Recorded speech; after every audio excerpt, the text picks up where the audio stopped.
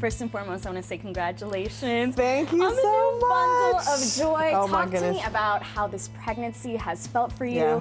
I know you've been very open about your journey to get pregnant. Yes. How has it actually been now that this moment is here? It's been probably one of the most beautiful experiences of my life. And I waited a long time to get here. Yeah. I think for the first time in my life, I was just like truly honest about how challenging it was for me to become a mom the first time. And I just wasn't willing to compromise on the fact that I just wasn't ready. I didn't feel like I had the capacity to be a mom of two. And, ironically, when I would share that story, a lot of women were like, thank you. Right. Thank you, because people feel like you have the husband, you have the resources, like, what is the problem, sis? Like, why not? And I was like, it's so much more than that, Kennedy. It's so much more than just having the right partner, having the resources, having the family support. It takes a lot from you as a woman to raise a child, especially when you want to do it right. Right. Especially when you want to give your all. And so it took me 6 years to get here. And unfortunately, I had a miscarriage right before this one, which I think even made this one even more special. And then the fact that he's due on Christmas Day. I know. It's like I couldn't write it any better. Your Christmas gift, right? The best Christmas blessing ever. So it just feels like the perfect time. My family's so ready. My son cannot wait to be a big brother. And my husband can't wait to welcome our newest addition. So it's just, I just feel like I'm just in this beautiful space in my life right now. I feel very blessed. Talk about the benefits of waiting to have a child that you've witnessed just in making that decision. I was with my husband for 14 years before we had Deuce. Like, it wasn't like we met and boom, babe. No, we had an established relationship, a lot of love. And, we expected for parenthood to be this kind of easy thing because our relationship was so easy, Kennedy. I mean, like, we were like on honeymoon phase for like 14 years. No lie. Stop. No, like, baby, like, it was on and popping. Like, oh, she's selling the marriage dream to us, y'all. I'm telling you, for 14 years, it was like, as my family, we were like honeymooners, And then we have this baby, and it's like, boom, like, like a tornado hit our marriage. And I think we had expectations of each other that weren't met. This idea of what it was going to be like, and it just wasn't that. It was, and it took us about 2 or 3 years to kind of, for this rocky boat to get back steady. And so, finally now after having those 2-3 years behind us and being able to communicate clearly like what it was, because I think the toughest challenge for us was when I would talk to him about what I wanted, he would hear it as an attack on him not being a good dad. Yes. It's like, you're a great dad, but here's what I need from you as your spouse, and as your partner. And so now that we communicate clearly, like, we can't wait for this opportunity to do it again and to get it right and to be there for each other in the way that we imagined the first time. And have another little helper. Yeah, just put him to work.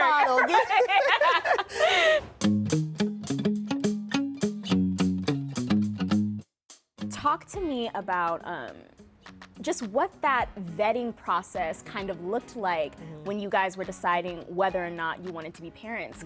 How did you see those qualities in each other that ultimately would make a great parent? I'll tell you, I don't think there's any surefire way to know. Because until you are a parent, you don't know what you're gonna be like. I could tell you, I thought I was gonna be the military mom, like, because I was the military auntie and godmother. I was so strict. And let me tell you something, if Deuce walking here right now, it's like you would think he was the dad and I was so you never really know. You never really know, but I think what's important is that you communicate and you guys both want the same things, right? Because no one's gonna be perfect. So if you're on the same page with your partner and he's ready to be a dad and these are the things that he wants to impart into his kids, these are the things that are important to him, right? And you're having those conversations, then at least there's a standard set, But I think there are also little things too, like you see the way a man treats his mother or treats other children or the way he treats you.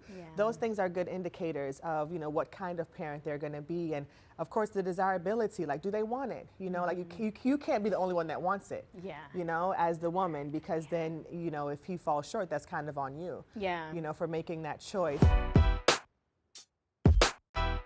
Talk to me about, Mommy Nation, and your latest business venture with your PJs, kind of like all-encompassing all of your loves and all the different facets of your life into one. Yeah, and that's exactly what I strive to do, Kennedy. I try to do the things that I'm most passionate about, because I feel like when you love something, you give it your all, you're willing to put in the hours when nobody's watching. So specifically with Coordinates, which I just launched, my pajama line, I love family, I love entrepreneurship, I love fashion, I love creativity.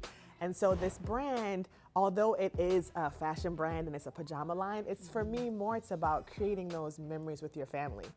You know, it's like Christmas is one of the most special times in the year for most of us. It's gonna be even more special for me now. Yes, I'm so excited for you. And so the pajamas are just a manifestation of that. Like, you know, being able to provide to families an opportunity to make that special moment even more special. Yeah. You know, like getting the family all coordinated and looking like a family and taking beautiful pictures, I think it just elevates those experiences. So yeah, so that's been my goal. It's always to do something. Mommy Nation was birthed out of my desire to be in community with Black moms and to not feel alone. And so that company started from that, and now here's Coordinates. And so yeah, everything I do, I try to make it align 100% with who I am. Yeah. And it's a little bit outside of that. I figure, how can I bring myself to it and hopefully, you know, make it align. What else, Sanya, is on your Black girl Christmas list?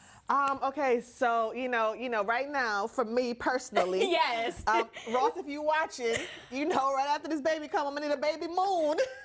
I'm gonna need a good old vacation. Right. So I think every Black girl should be asking for a couple days to go somewhere exotic, somewhere nice to just zen and breathe. That's my number one. And then I think my number two, everybody knows I'm a Nike girl. Right. So I need the right Nike fits and Nike stuff to like look fly. I feel like a lot of Black women get to a point in their careers where they're like, I feel like I have to choose, make a decision between, you know, my career and then, you know, having a life outside of that. How do you find balance in both of those things that are so important for us? So the first thing I say is, you know, you can't really call it balance because there's really no such thing. It's not, right? Because balance would mean like you're getting them both the same amount of energy, and that's just really impossible. So I think what you have to do is you have to prioritize. And what I try to do is when I'm in mommy mode, 100% mommy mode, right? Put the phone down, I'm with my son, I'm giving him my undivided attention, showing up 100% for him. Then when I'm at work, I do the same thing. I give myself grace because you do feel mommy guilt. Like even today I'm here with you, and today Ducey's on his first field trip. You know, and it's like, but I have a wonderful husband who fills the gap. I want to talk about Black women feeling like we are under a microscope. We've seen Angel Reese, Sanya Richards-Ross, you know, all deal with this monumental media coverage and honestly media scrutiny. What is it about Black female athletes that get people so upset? That's a good question. Like, I don't, you know, it's such a thoughtful question. And, you know, as I think about my own career, right? Because when I was competing, I too was under that same mindset, whether, you know, you kind of internalize this thing that is this expectation of Black women that we should be humble, that we should just be happy to be there. And I feel like I internalized that because, you know, like you would go on, and even though I'm at practice, like I'm the best, can't nobody beat me, and I have this arrogance, and which you have to be the best in sports. You know, you go on the camera, you're like, thank you so much, hi Team USA.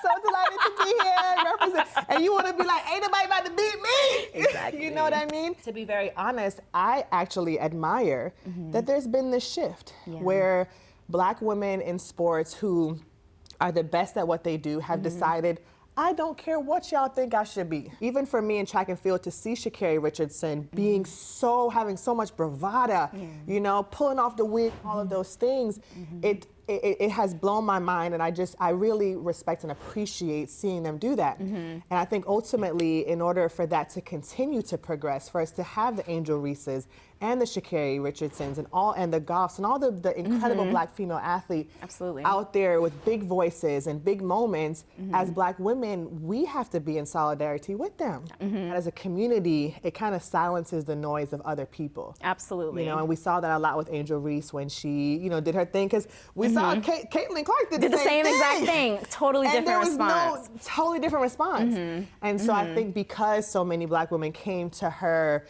side and said, and you know, we kind of had her back, it elevated her, which is what I think we should consistently do. What is your advice for the Sha'Carries, the Angel Reeses, the Coco Gauffs?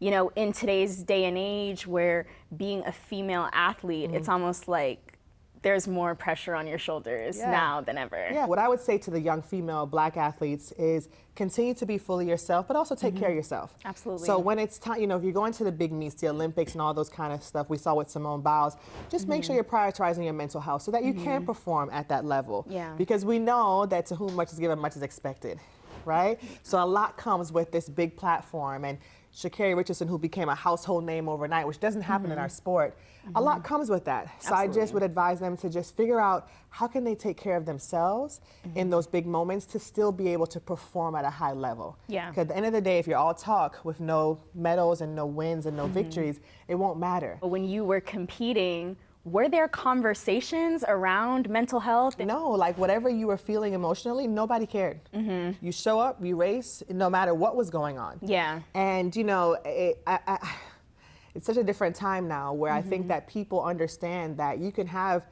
a physical injury or you can have an emotional injury. Right. You know, that there could be things going on in your life that make it just as difficult to compete as at your best emotionally that people only thought when I was competing was always physical. Yes. You know, yes. and so I think, you know, I think with Simone Biles, what she did was completely flip that on its head because Simone Biles, the greatest, you know, arguably the greatest gymnast of our time. All time, yeah. Got to the Olympics and was like, it's too much. When I competed, there was no social media. So you lose a race, nobody knew. Right. You know, now with social media, you have a bad day and it's all over. And so it's much harder mentally to rebound from that. So I think, you know, I love the direction it's going. And I hope that the athletes will continue to advocate for themselves in a way that allow them to have those resources. Yeah. And they continue to get better. Because that's what's happening. I mean, they're running faster, jumping higher, doing all the things. Right. So it's really fun to watch. I want to get into Real Housewives of Atlanta, Yes, obviously. Yes, So I'm assuming that you guys have probably never seen one, but I wanted you guys to see my Olympic gold medal. Talk to me about when you were approached to do this show.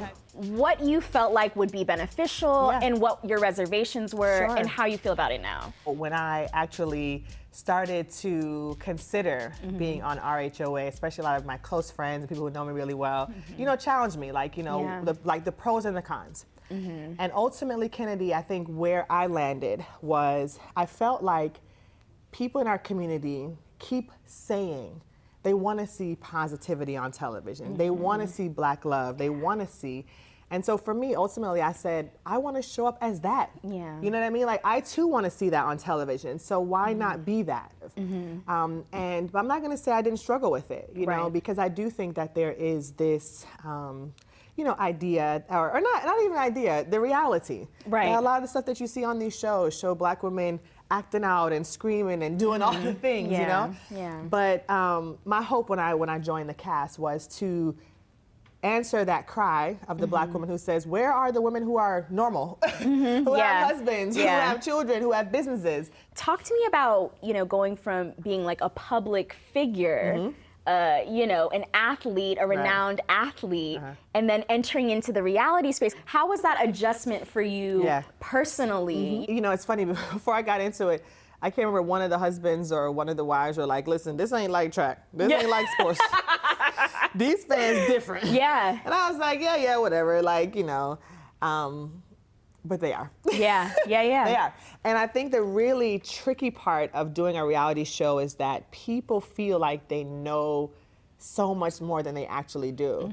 And they don't realize that they're editing bits and pieces of conversations and of your life to make a show. Yeah. You know? And so, but I think the best part for me, being an athlete and having my experiences, is that I was able to kind of shut off the noise. Like, I wasn't reading You're used to it. Yeah. You know, because I know, because I know I'm a people pleaser. I'm like really soft. And so it's like those things impact me. And I refuse to let a stranger who has no idea who I am or the full story of these scenarios impact my day.